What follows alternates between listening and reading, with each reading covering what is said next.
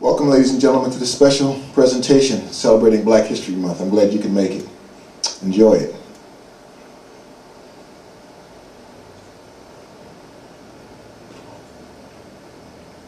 In the beginning, the mother and father of creation, with a mighty thought and a mighty yearning, created universe, year, and soul, with sound, color, and with a powerful noise that ended with a continuous tone.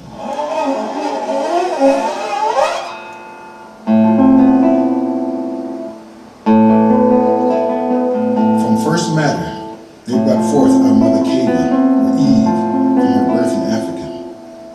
Eve, with our father Adam, brought forth children endowed with the cunning arts. Their descendants moved west and entered Spain for the second time, well aligned with the first cause, and armed not only with weapons, but with a covenant with God, godliness, arts, mathematics, sciences, medicines, musical instruments, especially hand-plucked harps.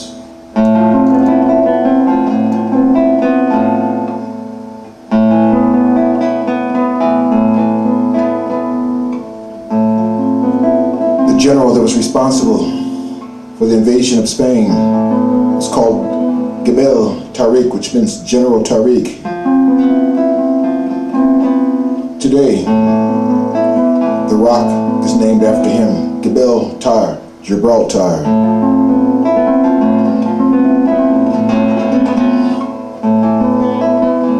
Gebel Tariq, with 1,500 warriors, advanced into Spain.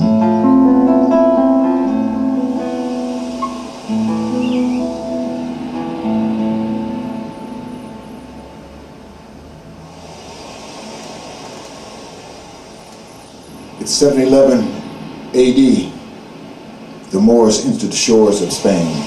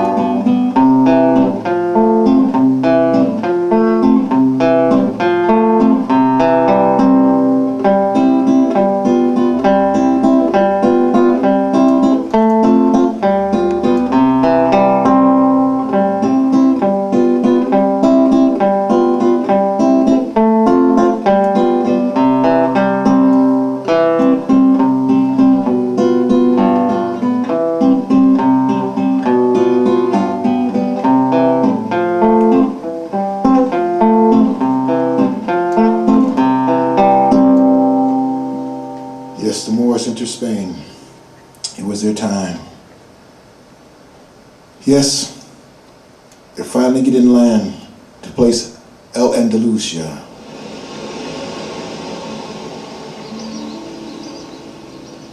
A golden age, Renaissance had begun in Spain and the rest of Europe.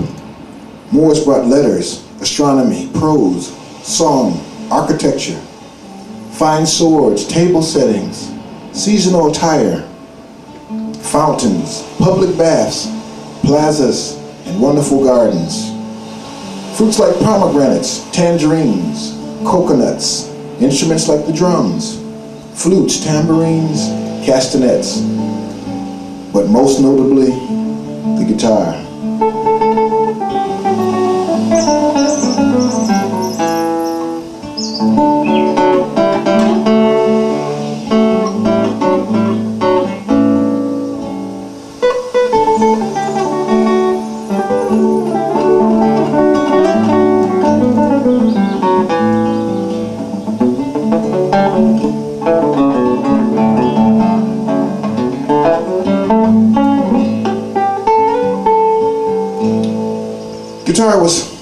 to make, easy to transport. Also, the guitar worked well with the voice. The guitar was all natural, made from wood, and the strings were made out of the animal's guts.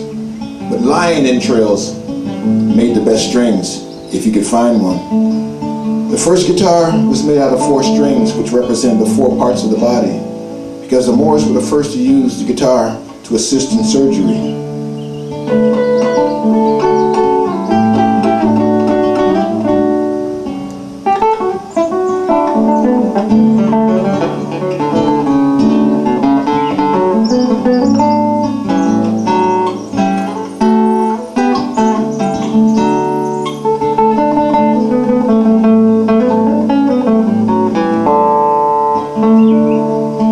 Were tolerant.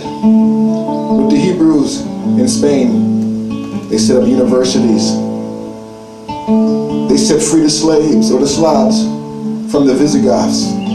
And women were first-class citizens. Women could hold civic offices, could learn medicine and teach in the universities. El Andalusia, a golden age. Moorish culture flourished for more than 750 years, establishing great cities of the West such as Cordoba, Toledo, Seville, Granada, and cities in southern France. Names like Morrison, Morgan, Blackmore, Moore, Moreau, Morasco, Morandini, Moran were all over Europe. Letters and prose inspiring the likes of Cervantes, Roland, Shakespeare, the Gascons of France. El Andalusia, a golden age.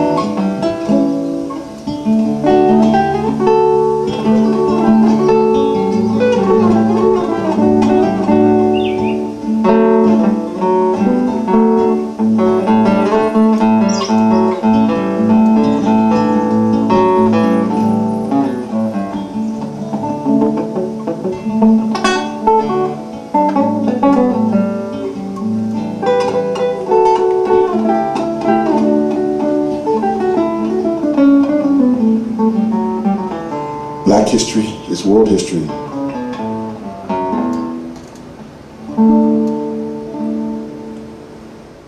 Yes, a grand time was in Spain. Moors brought a lot of things. Moors had paved streets that were lit at night long before Munich or Paris or London or any of the European countries, which was wonderful. It's a golden age in Spain. 1462, King Ferdinand and Queen Isabella decided that the last Moorish stronghold must fall. It was called Grenada, because if they let Grenada come down, then they could allow Christopher Columbus to set sail for India, but not until the last Moorish stronghold fell. This one's called Protect Grenada.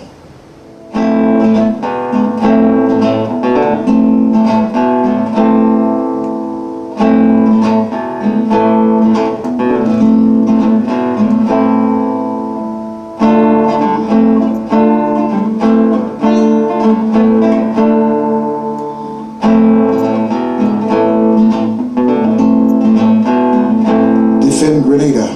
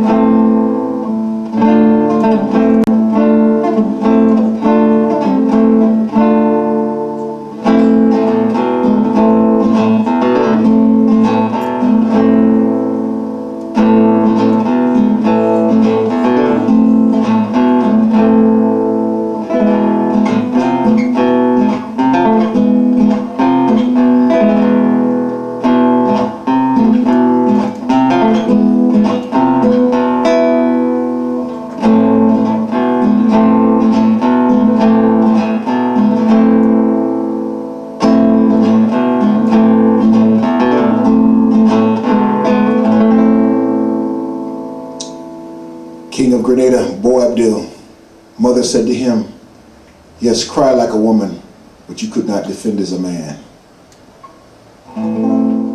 Columbus was given the go to set sail for India, but he got lost, as all you know. Instead of east, he ended up going west. And King Ferdinand, Queen Isabella, and Columbus decided to give the name to the country that he got lost at, or the country that founded him, Santo Domingo. And on the second voyage back to Santo Domingo, Spain brings Moors, and the Moors bring their instruments. Yes, they named the place Santo Domingo.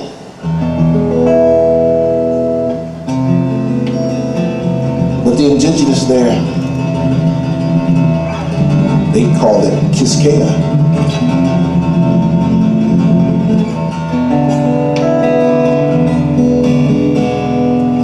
After the French conquered it from the Spanish, they renamed it Saint Dominica.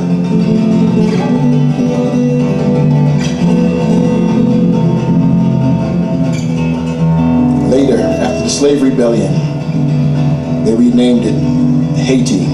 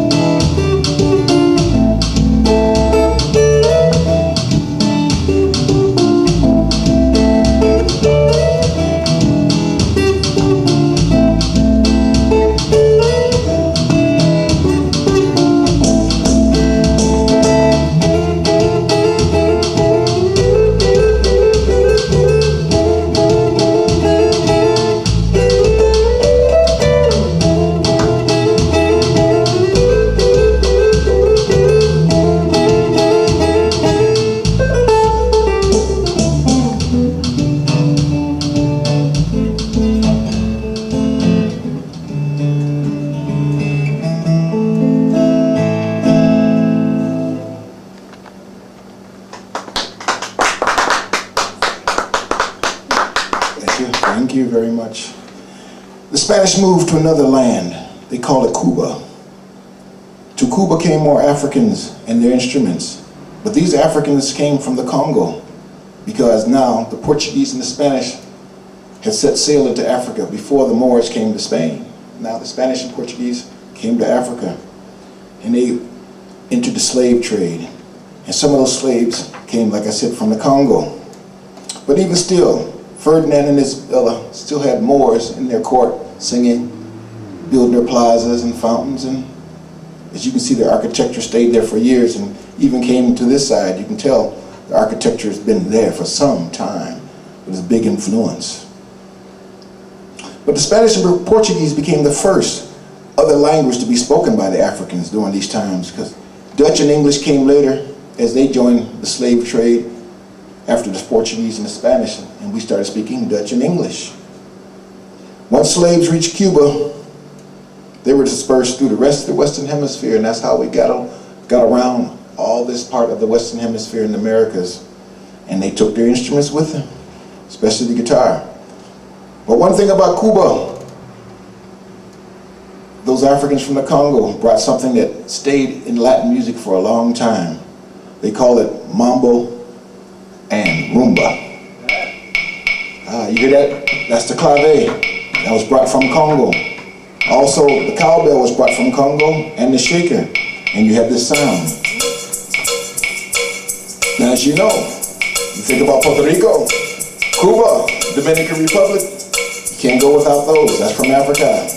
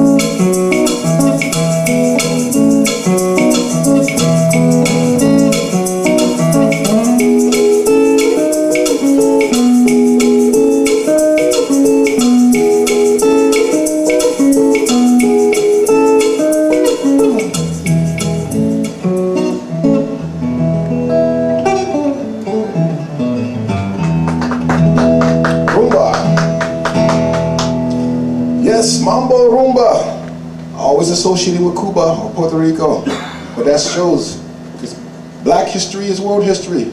That guitar has come a long way, and that's what's happening. This one's called rumba.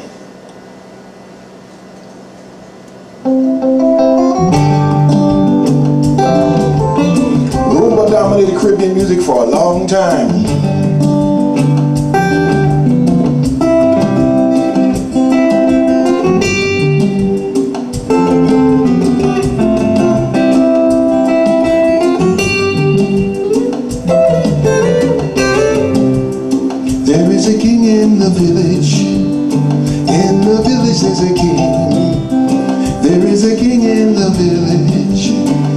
Oh, what joy he will bring.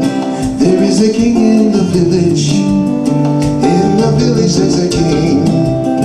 There is a king in the village. Oh, what joy he will bring.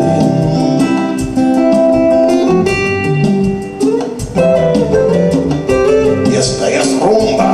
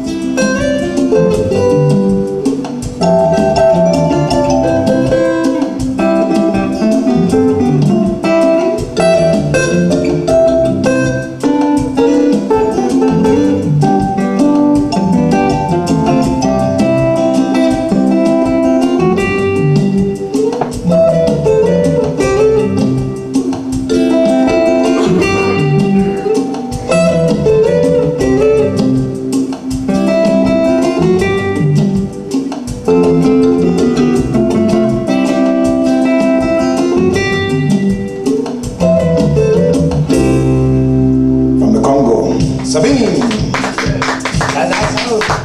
Yeah, bongo. Zao.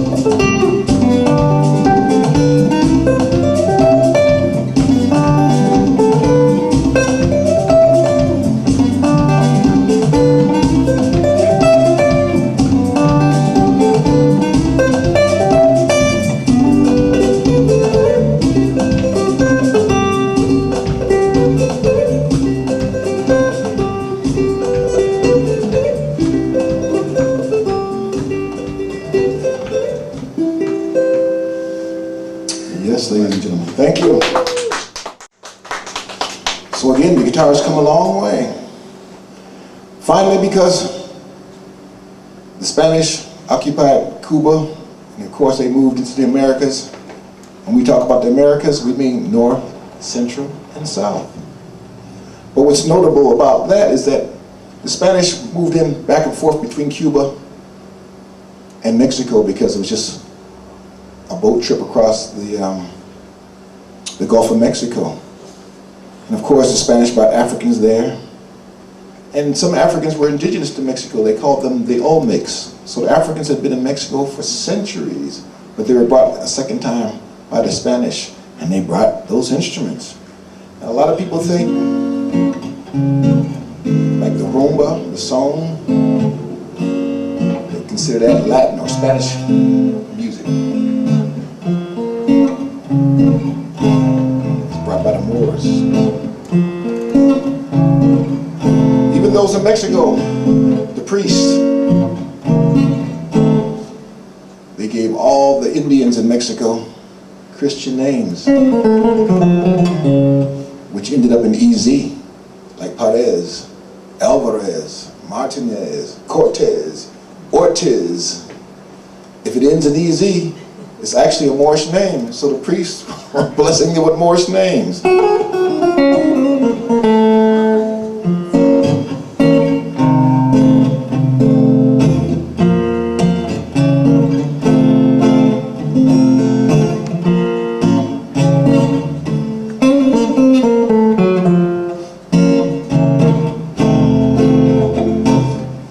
Were associated with the minor scale because the minor scale was considered the scale of the infidel. That's why even today in the scary movies they use the minor scales, the dark scale.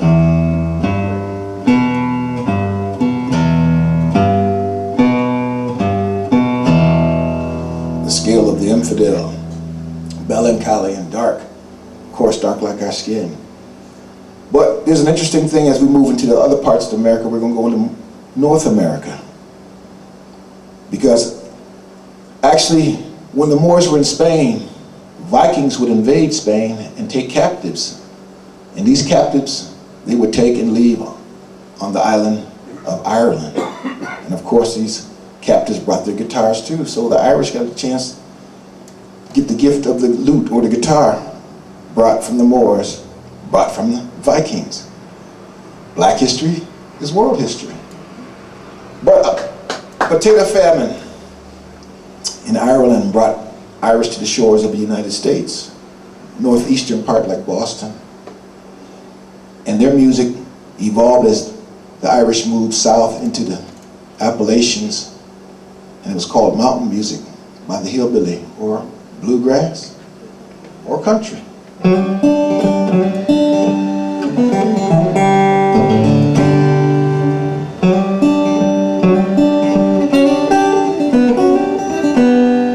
Has a long history.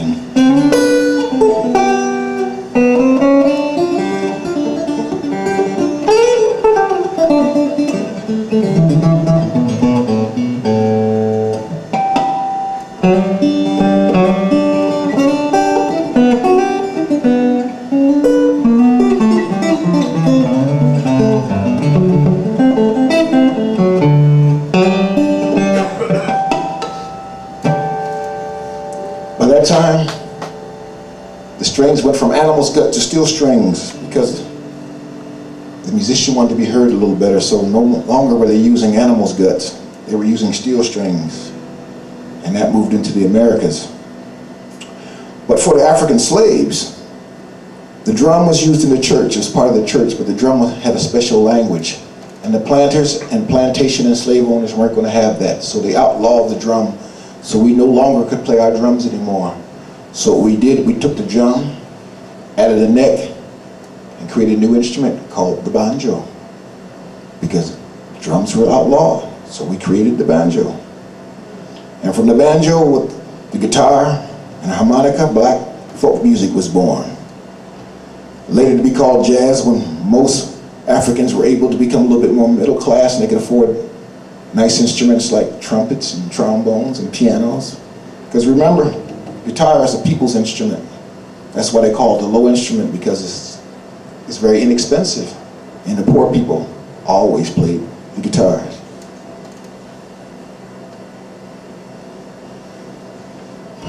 So the folk music grew to become blues.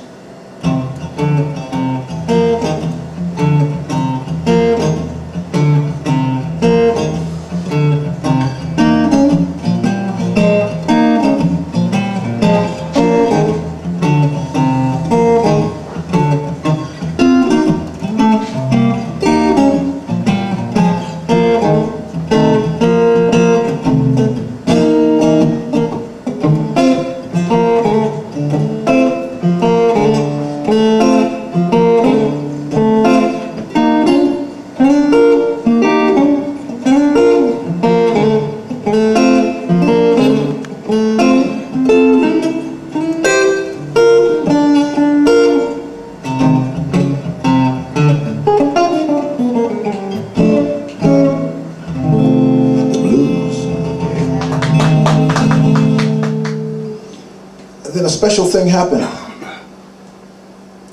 Napoleon had a hold of Haiti because the French now took it over from the Spanish. Toussaint Louverture put pressure on Napoleon, so Napoleon had to sell Louisiana Purchase. Because remember, ladies and gentlemen, we're in Chicago now. Chicago was considered the Western Territory because the French owned everything west of the Mississippi. And anything south of that, like Texas, New Mexico, California, was owned still by the Spanish. So when Napoleon was going through some changes with the slaves in Haiti during the rebellion down there, he sold Louisiana Purchase to Thomas Jefferson. So there became a whole new thing. The Tantra was saying, go west, young man. So some of the Irish, Africans, became cowboys. And you found this guitar right by a fireside or on the back of a horse. You become part of Western culture.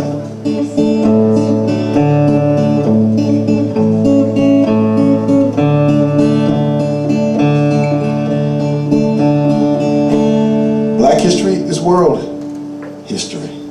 And because what happened in Haiti, that's how we got to go west. We took those guitars with us. The music of the Antilles got exposure in southern states of the U.S. and radio stations located in Texas, Louisiana, Alabama, Georgia, Florida could be heard all through the Caribbean. Country, blues, jazz, mento, gospel, calypso, compa, rumba, merengue bounced back and forth between states and the islands. There was a mento song, became the first million seller. Can you imagine? A mento song from the slaves. It was the Banana Boat song, sung by Harry Belafonte. And that's interesting because the slaves in the Western Hemisphere, if you were in the Caribbean, you worked the banana fields or you worked the sugarcane fields. If you were in the United States, North America, you worked tobacco fields or cotton fields. But a mento song talking about collecting bananas all day became the first million seller that traveled all over the world.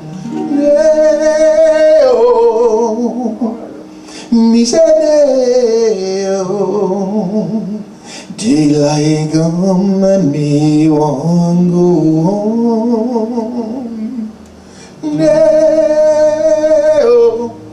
Me say day, me say day, me say day, me say day, me say day. Daylight come and me want go home. Yes, a simple song like that became the first million seller. And even now, you can go to sports arenas and hear them saying, Dale! It just goes to show how far the guitar has come, how far this history has come. Again, black history is world history. Brazil, with 40% African population, and its music came to the shores of the U.S. in the 50s with the samba made popular by the movie Black Orpheus. Guitar is very dominant in Brazilian music and has always been popular in Brazil, but it never really reached the shores of the United States until 1959. And this is going to be a special tribute to Juan Carlos Jobim because he passed away not too long ago. And he was the one that exposed Brazilian music to the U.S. and the rest of the world. And I'm going to do one of his songs called Morning of Carnival.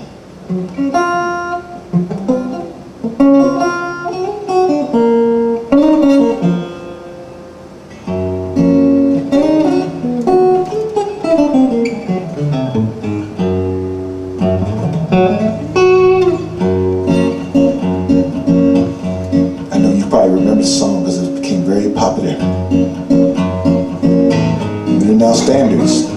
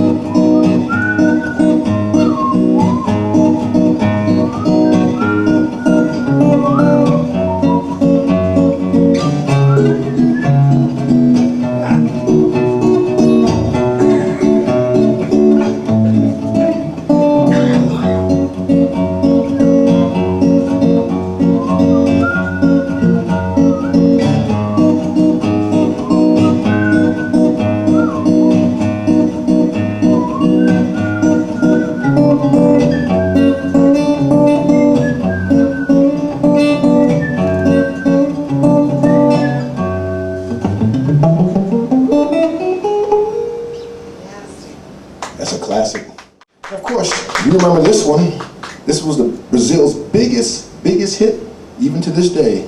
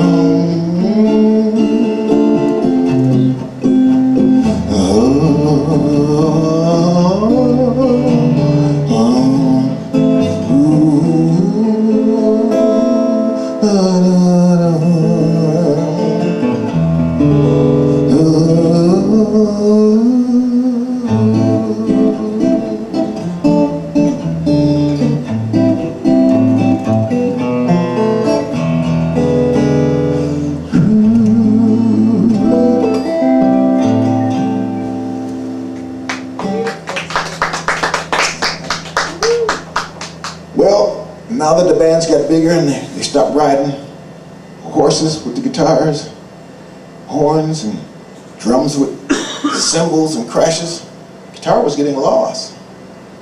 So now the guitar got electrified.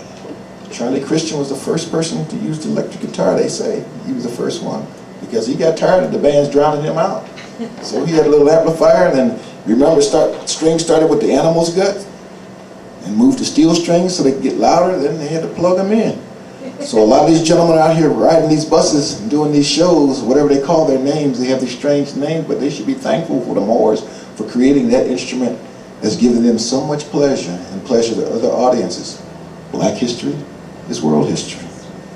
Well, the guitar reached Memphis, St. Louis, Kansas City, Chicago, Detroit, Cleveland, New York. R&B, rock, soul, and funk were born. They said blues had a baby, they named it rock and roll. But most notably, it was always about the sound and the tone. And one person that really changed the sound and the tone was a man from Detroit City, John Lee Hooker.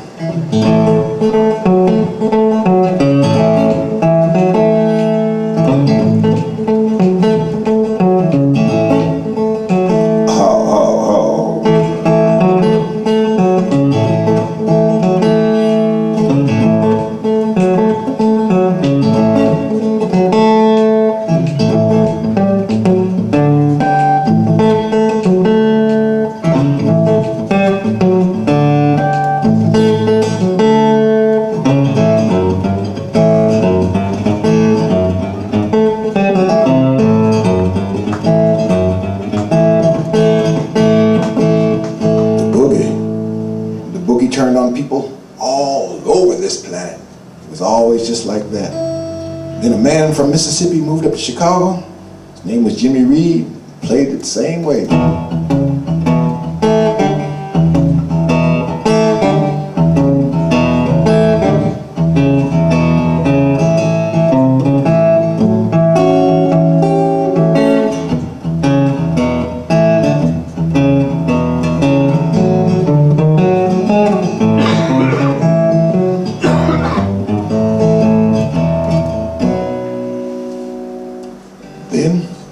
Same key of E, on the same blues. Tamla Records, Detroit City, Marvin Gaye, changed the whole world with a Ramblin' One.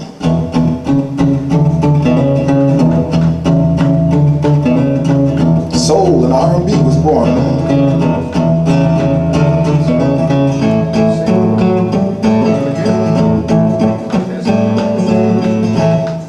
Yes, Ramblin' Man. Ramblin' One, it was called.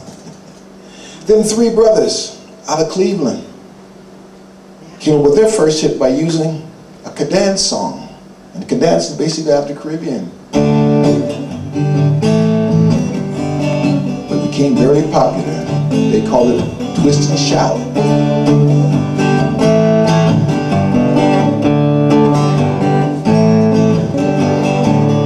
Then there was a Latin version. A gentleman named Richie Valens called it La Bamba.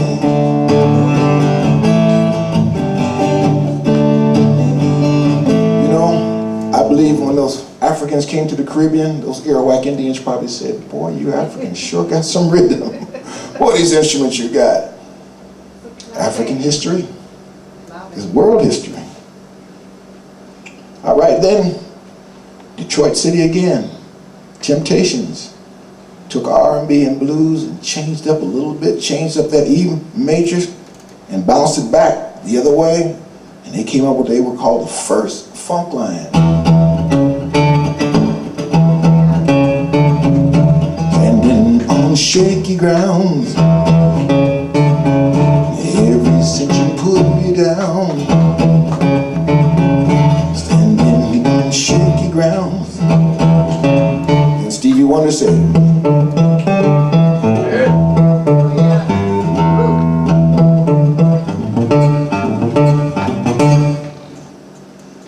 all those R&B and blues players influenced people like Jimi Hendrix. A lot of people don't understand. They think Jimi Hendrix is a rock person, but he started out with R&B. He just turned the volume up.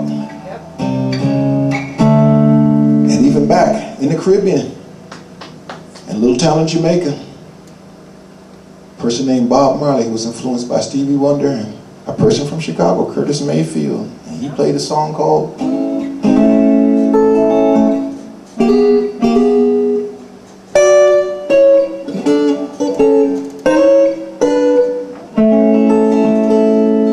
This instrument has come a long way, a long way. So, it's a little journey. I hope you learned something about this instrument. I mean, I picked this instrument up when I was a kid because I saw Chuck Berry doing his thing.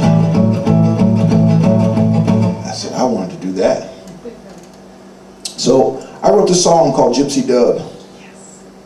And it's also sung in English and Spanish because I celebrate the fact that the Moors were speaking Spanish and Portuguese by the time they came into Spain and into the Western Hemisphere. So hopefully I'll learn to sing this song in Aramaic or Hebrew the next time, and I won't sing it in the language of the colonist. But thank you for coming out. This is a song I wrote, this original. Hope you enjoyed it. It's called Gypsy Dub.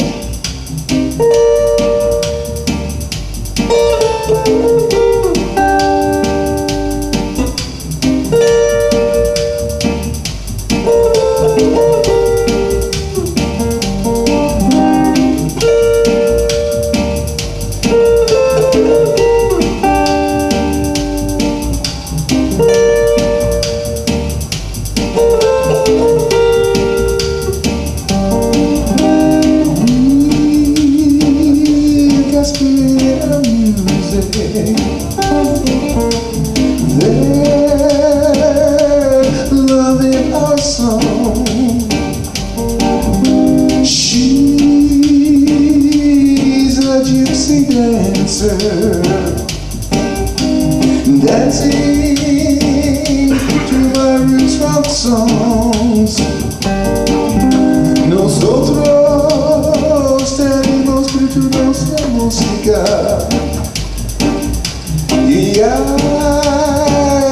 movernos la canción. Ella es una bailarina gitana,